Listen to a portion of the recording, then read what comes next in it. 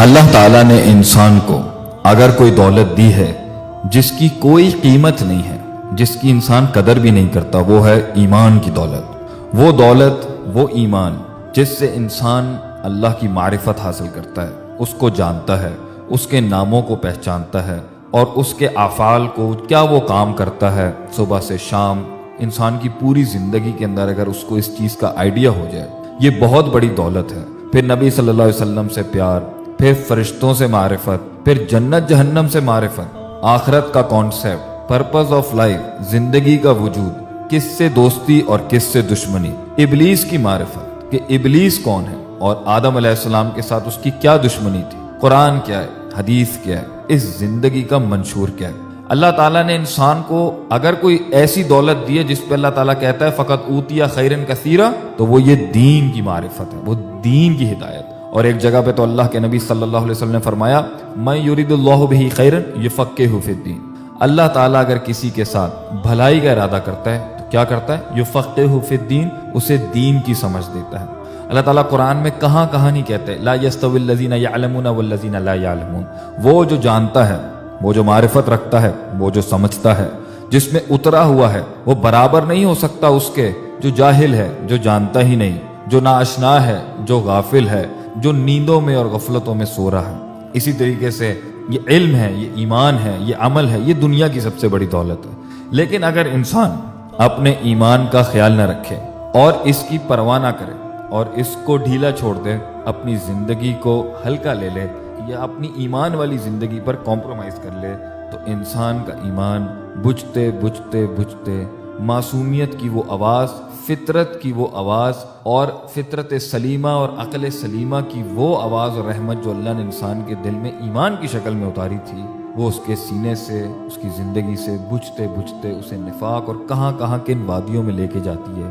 کہ اس سے بڑا نقصان اور خسارہ نہیں، جو اللہ تعالیٰ کہتے ہیں والعصر ان الانسان لفی خسر۔ تو یہ شروعات کہاں سے ہوتی ہے کہ انسان میں سب سے پہلے نسیان آتا ہے عن ذکر اللہ، اللہ کی یاد سے، اللہ کی پہچان سے، اللہ کے افعال سے، اللہ تعالیٰ کے کرشموں سے، اس کے معجزات سے اور اس کی صفات سے۔ اور یہ کب ہوتا ہے؟ جب وہ اللہ کی کونی اور شرعی آیات یعنی قرآن و حدیث کے اندر جو اللہ کا ذکر ہے اور جو اس پوری کائنات میں اللہ کا ذکر ہے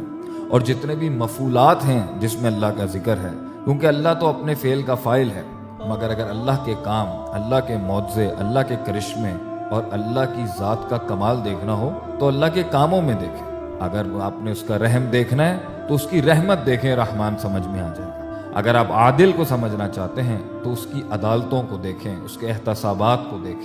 دیکھیں وہ کیسے محاسبہ کرتا ہے لوگوں کا اور کیسے بخشتا ہے لوگوں کو اور کیسے انجام تک پہنچاتا ہے۔ اس لیے مفعول کو ہی جان کے جو اللہ کے کام ہیں، جو اس نے کیے ہیں اور کرتا آیا ہے اور کر رہا ہے اور ہمیشہ کرے گا، اس سے فاعل کی معرفت ہوتی ہے، اللہ کی معرفت ہو جائے گی۔ انسان جب اللہ کے قرآن کے اندر اور اللہ کے نبی کی حدیث کے اندر سے اپنا ذہن ہٹاتا ہے، نسیان میں جاتا ہے، تو اس کے سینے کے اندر ایک ویکیوم کریٹ ہوگا جدھر اس کا علم بجھنا شروع ہو جائے گا، ایمان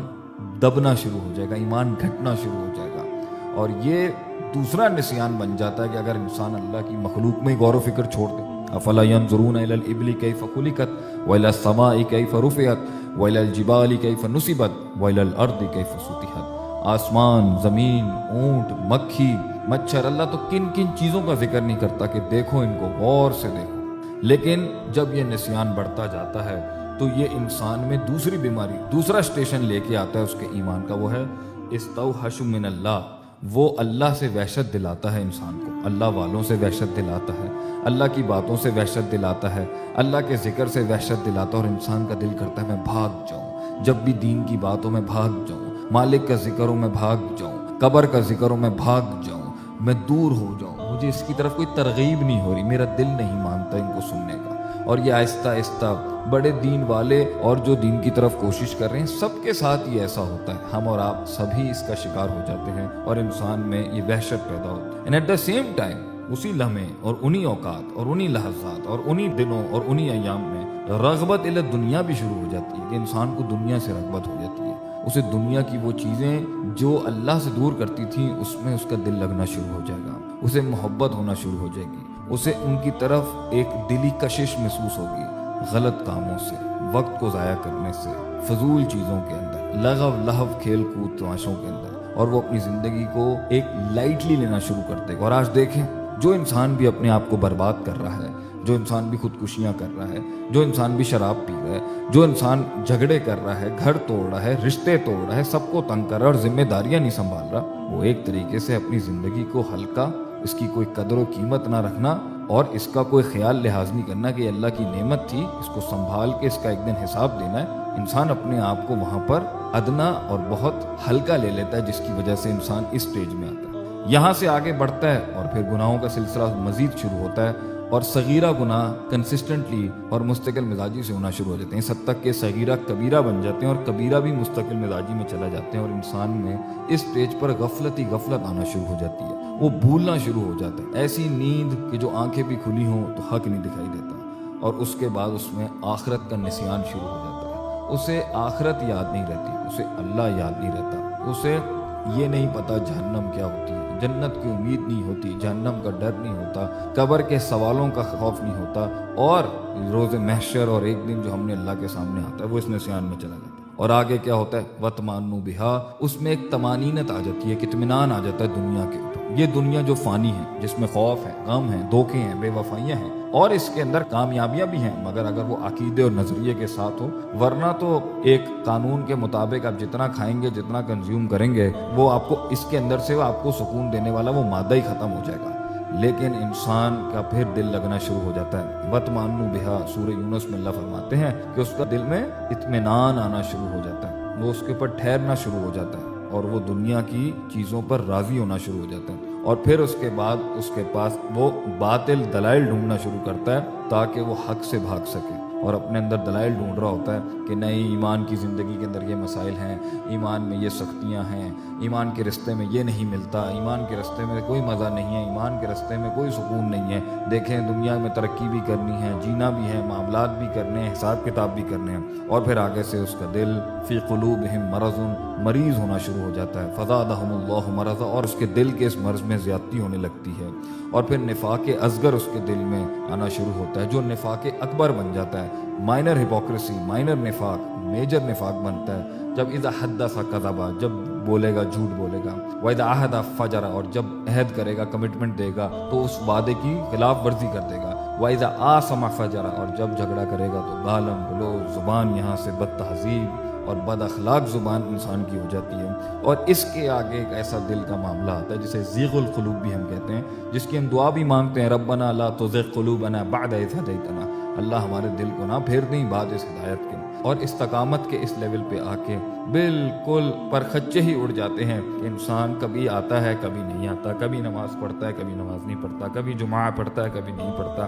کبھی قرآن پڑھتا ہے کبھی قرآن نہیں پڑھتا، کبھی سچ بولتا ہے کبھی جھوٹ بولتا ہے، یہ آخری سٹیجز ہوتی ہیں اس حد تک کہ انسان کے دل پہ ران، دل کے اوپر ایک زنگ اتنا ہو جاتا ہے، اور پھر حتی تعلق قلبہ، اس کے دل کے اوپر کالک ہی کالک چھا جاتی ہے، حق کی معرفت کھو بیٹھتا ہے، منکر کی معرفت کھو بیٹھتا ہے،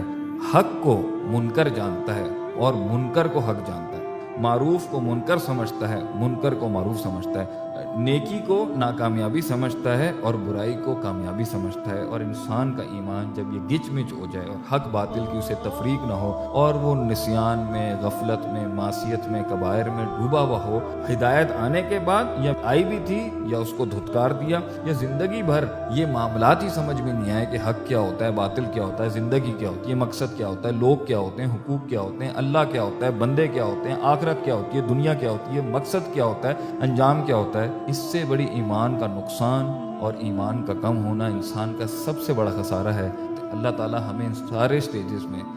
جن درجوں میں سے ہم گر کے اپنے ایمان کو اس کا نقصان کر رہے ہیں، ہمیں اس کو احسان کے درجے پر، ایمان کے درجے پر، اسلام کے درجے پہ پہنچانے کی توفیق اور محنت کرنے کی توفیق عطا فرمائے، آمین۔